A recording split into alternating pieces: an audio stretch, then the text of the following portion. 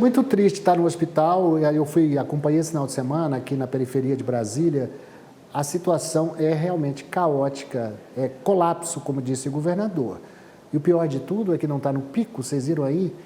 O pico, a previsão é que alcance só lá pelo mês de abril e maio, a gente nem começou o mês de março. E uma pesquisa da Universidade Federal de Goiás encontrou ovos do mosquito Aedes aegypti já infectados por doenças como Zika e chikungunya. A presença desses vírus ainda em ovos indica uma transmissão vertical dessas doenças quando não há um hospedeiro intermediário como o ser humano. Para repercutir esse dado preocupante nesse contexto de explosão dos casos de dengue, nós conversamos agora com a Denise Vale, que é bióloga, pesquisadora da Fiocruz. Denise, muito obrigado por se juntar a nós, aceitar fazer parte.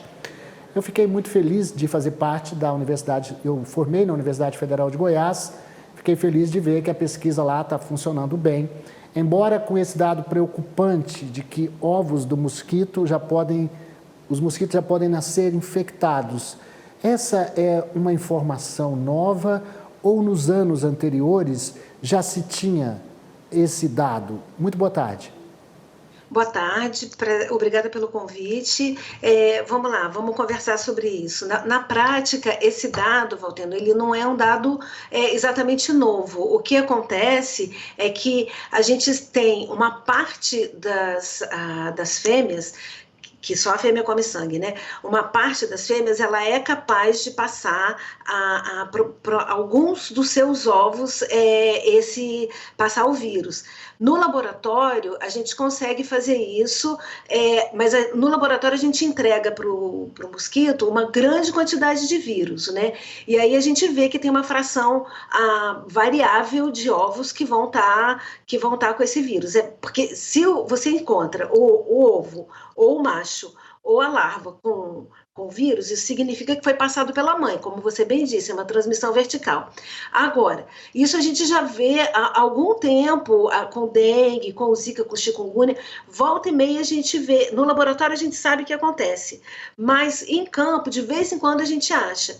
A questão, Valteno, é que a gente não tem como saber qual é a importância disso no campo, né? A gente sabe que uma fração dessas fêmeas consegue passar para os ovos, né? Então, esses mosquitos que nascerem, eles já vão nascer infectivos, mas na prática, qual a importância disso para a epidemiologia, para a transmissão, a gente não tem certeza, porque é muito difícil a gente saber em campo para quantos mosquitos esse vírus vai ser passado.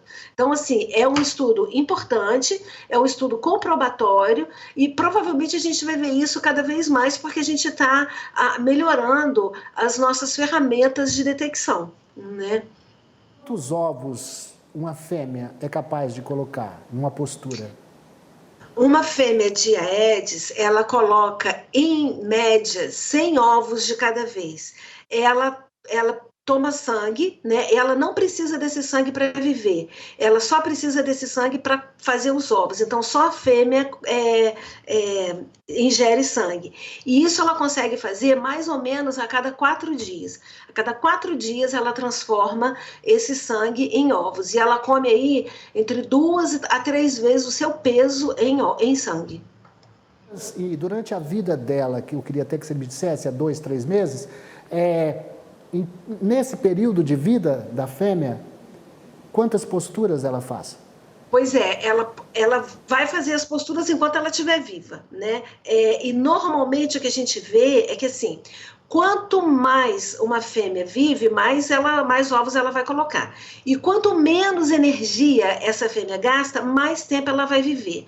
Em ambientes urbanos, em que você tem uma oferta grande de pessoas para ela picar e uma oferta grande de lugares para ela colocar os ovos, ela precisa se deslocar muito pouco. Então, o que a gente vê é que, em geral, ela vai durar aí 30, 60 dias. É isso mesmo. Então, ela vai colocar entre 700 e 1.000 ovos durante a sua vida.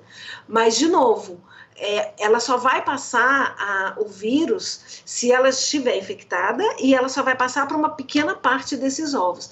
O que a gente diz é que o que a gente entende é que essa transmissão vertical, ela é responsável principalmente pelo que a gente chama da característica explosiva das epidemias de dengue, né? Porque a gente sabe que os ovos de Aedes, ao contrário de muitos ovos de mosquitos, ele sobrevive no seco durante muito tempo. Ele pode sobreviver por até um ano, né? Então ele vai passar de um verão para o outro.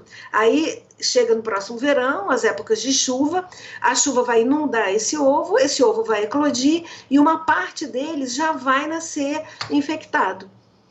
Uma outra E aí vai dúvida, começar a transmissão. uma outra dúvida que tem circulado nas reportagens, nas redes, é o seguinte: o mosquito, quando ele está, uma fêmea de Aedes aegypti está infectada, ela pica alguém dentro da casa, essa pessoa está contaminada, daqui a 4 dias, por aí, mais ou menos, né?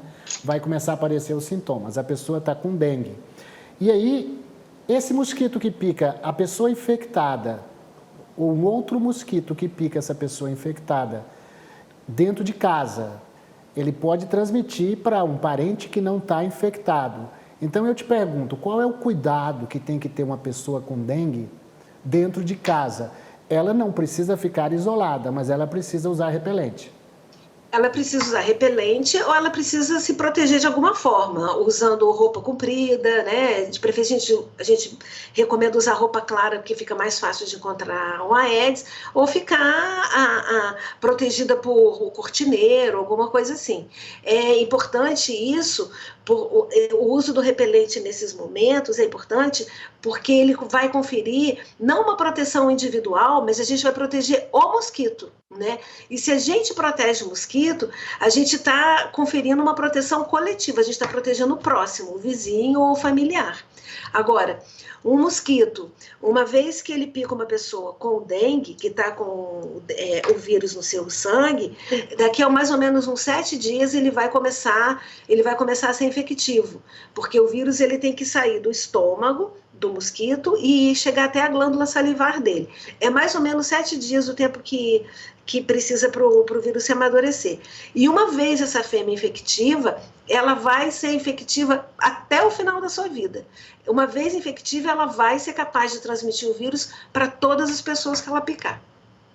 E também outra curiosidade, uma vez infectado pelo vírus, ele não sofre nenhuma mutação, ele é imune, vamos dizer assim, porque em alguns casos a gente sente, agora, o que poderia acontecer com o mosquito? Ele é apenas vamos dizer, o vetor de transmissão e não acontece nada com ele não vai morrer menos por isso ou mais. Pois é, existem alguns estudos tentando investigar isso, mas até agora a gente não achou nada muito conclusivo, né? Porque não é muito simples, você faz a pergunta da perspectiva da gente, né? Do humano. Então, assim, provavelmente ela vai conseguir colocar um pouco menos de ovos, mas nada que aparentemente comprometa significativamente a viabilidade dessa mosquita, que a impeça de continuar transmitindo. Outra questão que eu já abordei aqui, mas é sempre bom repetir. Uma pessoa está livre de Aedes aegypti, morando a uma determinada altura, ou isso é fantasia?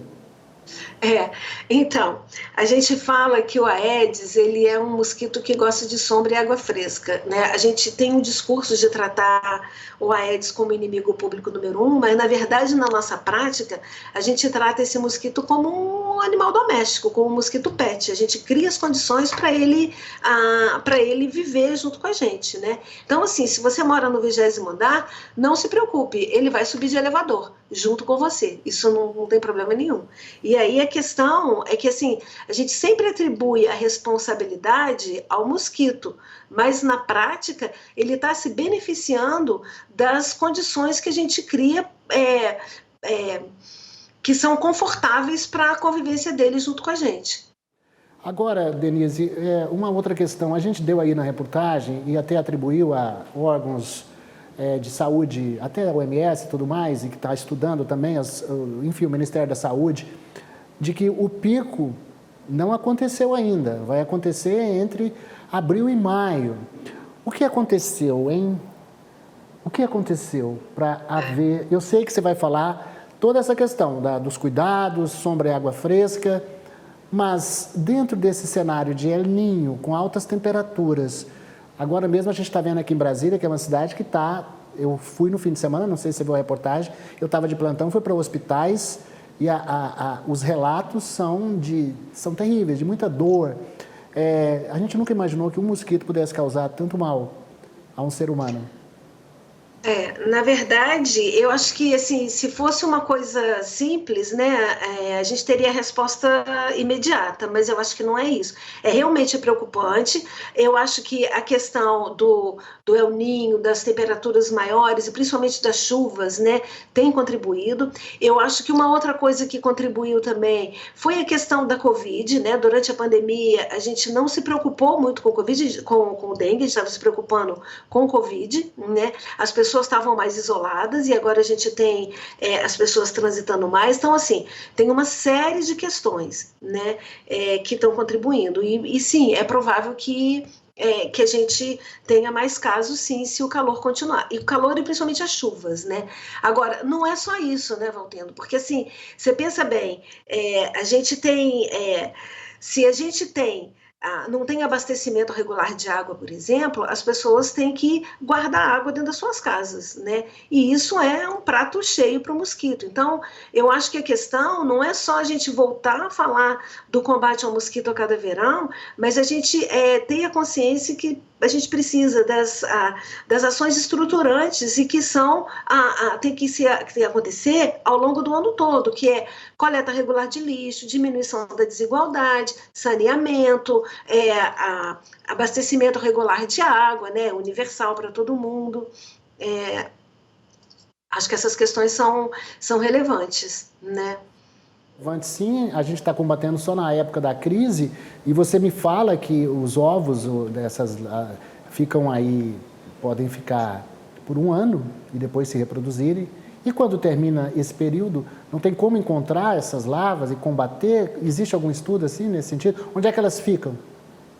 Pois elas ficam no seco. Então, eu acho que a principal, a atitude mais eficiente é você, durante a época de inverno, que a temperatura está mais fria e que o ambiente está mais seco, é você procurar aqueles lugares que podem acumular água quando chover, né? A gente fala, e é verdade, que de cada 10 criadouros, 8 estão dentro das casas das pessoas, mas a gente também sabe que os criadouros mais produtivos, eles estão em espaços que não são privados ou que são espaços coletivos, né? E espaços públicos. Então, é importante cuidar do nosso espaço, mas privado, mas também é importante exigir que os espaços públicos, os espaços coletivos sejam tratados. Então, eu estou falando de borracharia,